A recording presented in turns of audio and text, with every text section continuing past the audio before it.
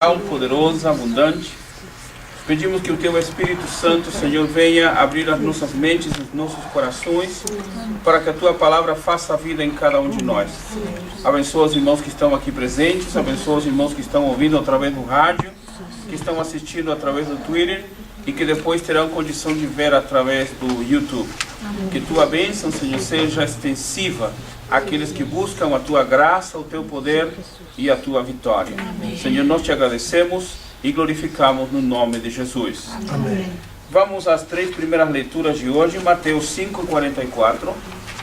Eu, porém, vos digo: amai a vossos inimigos, bendizei os que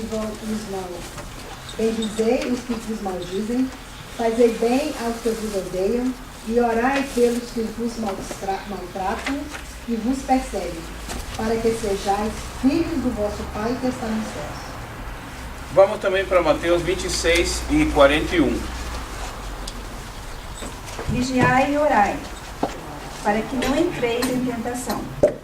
O espírito, na verdade, está pronto, mas a carne é fraca.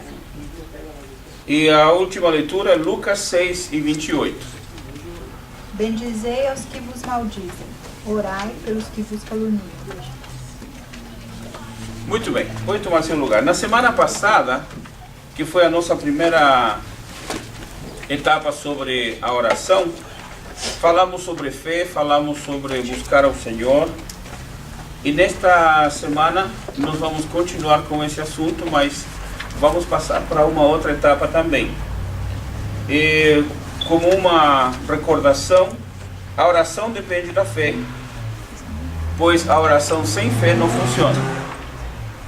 Orar muito pelo mesmo tema ou pedido, algumas pessoas perguntariam por quê. E poderia ser uma das respostas porque o problema ainda não se resolveu. E se não se resolveu, a pessoa continua orando, continua pedindo. É verdade que alguns problemas, quando a gente ora e continua orando, às vezes eles nunca vão ser resolvidos. Nós vamos ver um pouquinho mais para frente. E se eu esqueço, me perguntem por quê. Se não temos nada claro, aí já entrando na oração, se não temos nada claro quando estamos orando, devemos continuar orando para que Deus esclareça como solucionar o problema, como resolver as dificuldades, como sairmos do atrito, como termos a dimensão certa, o conhecimento certo, o plano mais claro, mais aberto.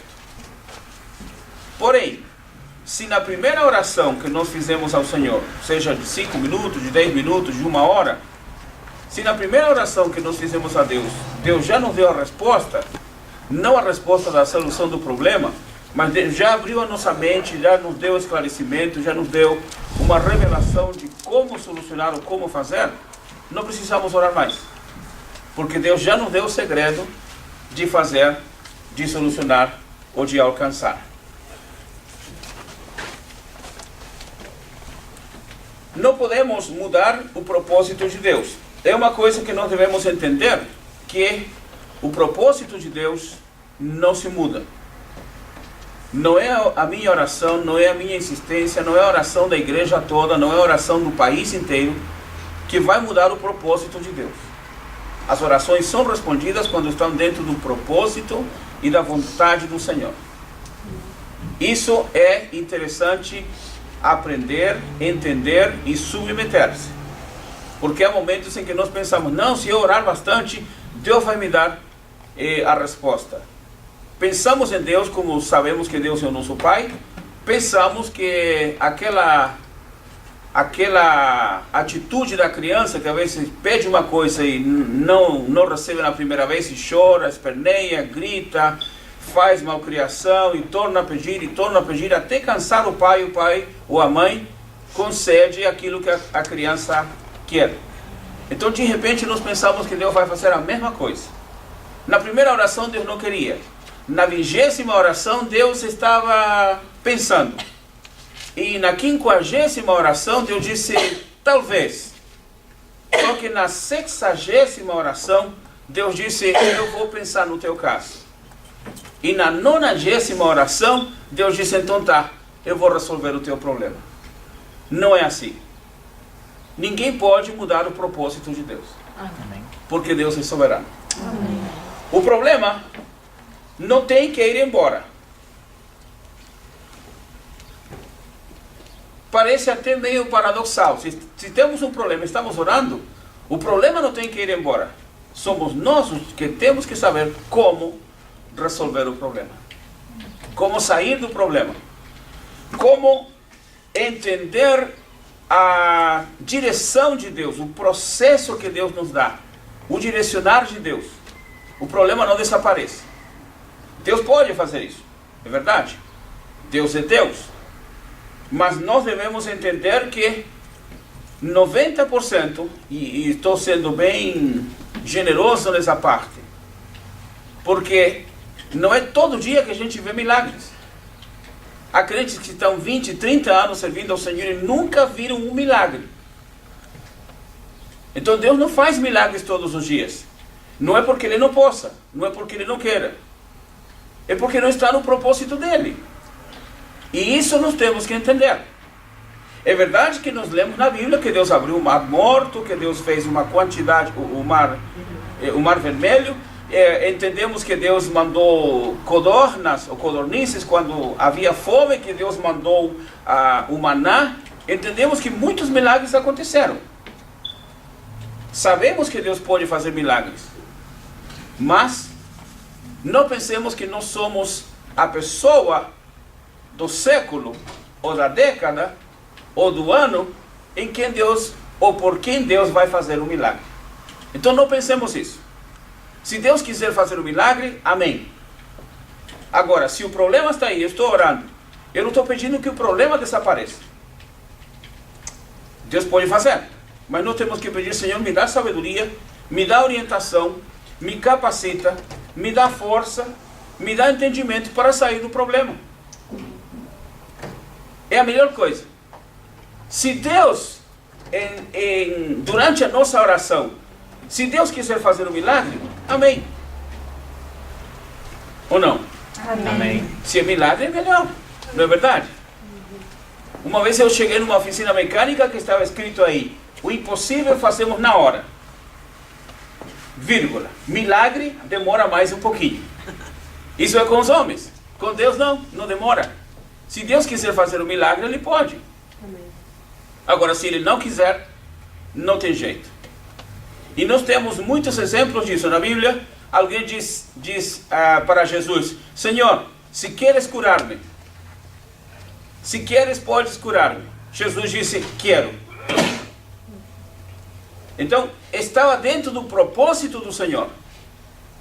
Se não estivesse dentro do propósito do Senhor, nada teria acontecido. Agora, alguém pergunta como orar quando há distração? Há uma quantidade de pessoas que têm dificuldades para orar. Não sei o que acontece com os irmãos. Começou a orar e aparece uma quantidade de pensamentos e coisas. E se lembra de quem falou, de quem não falou, do que fez, do que não fez, do que vai fazer amanhã, do que deixou de fazer. E é uma quantidade de pensamentos que vem. E você diz, é engraçado, estou orando a Deus e muitos pensamentos passam por minha mente. O que é isso? Pode ser duas coisas ou uma de duas coisas.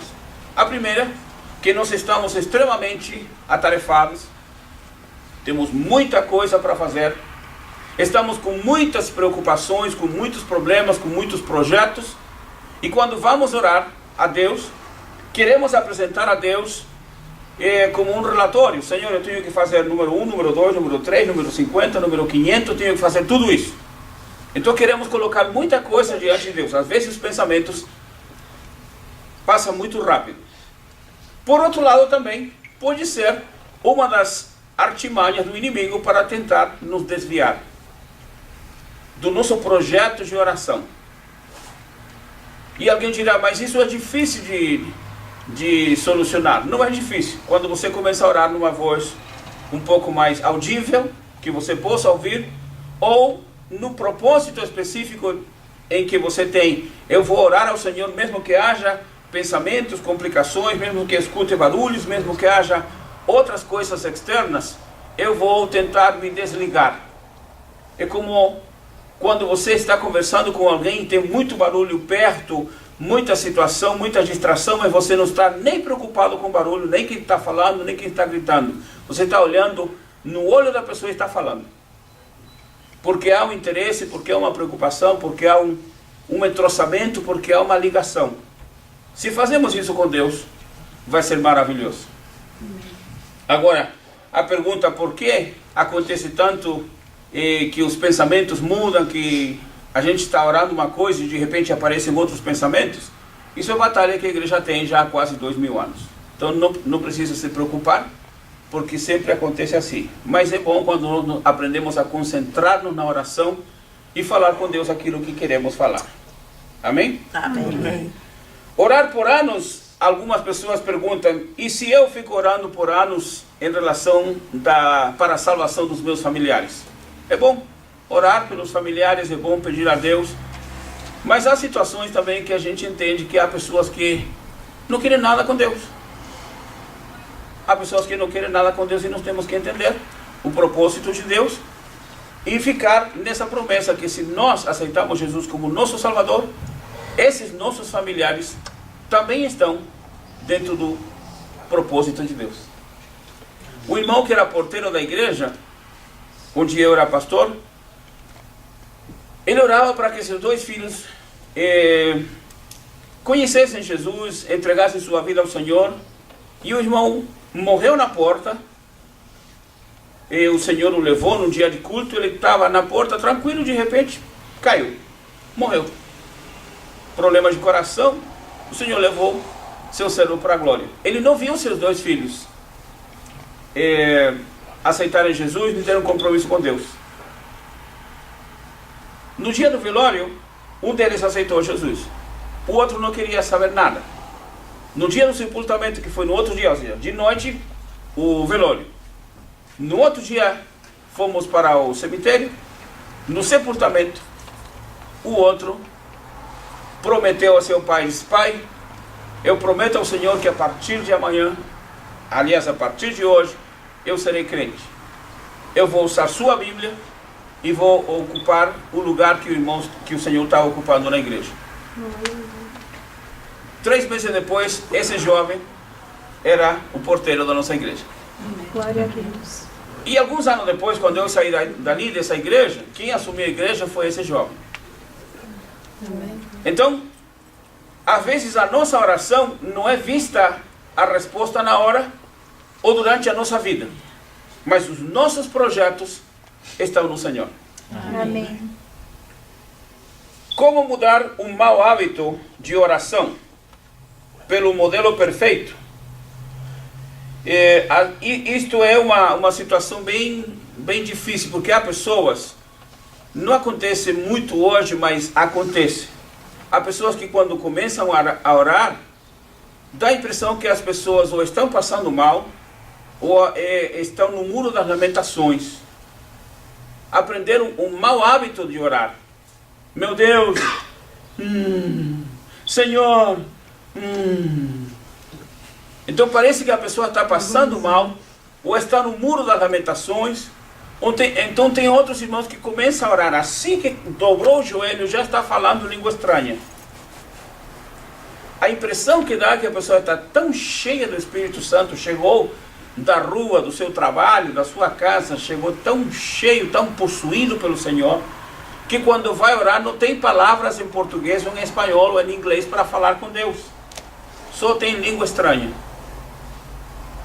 A verdade é que a Bíblia diz que o Espírito Santo nos auxilia em orações com gemidos inexprimíveis. É verdade. Mas às vezes a pessoa faz disso um hábito de oração.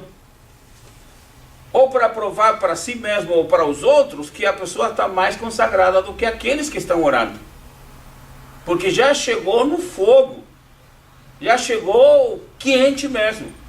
Chegou falando língua estranha.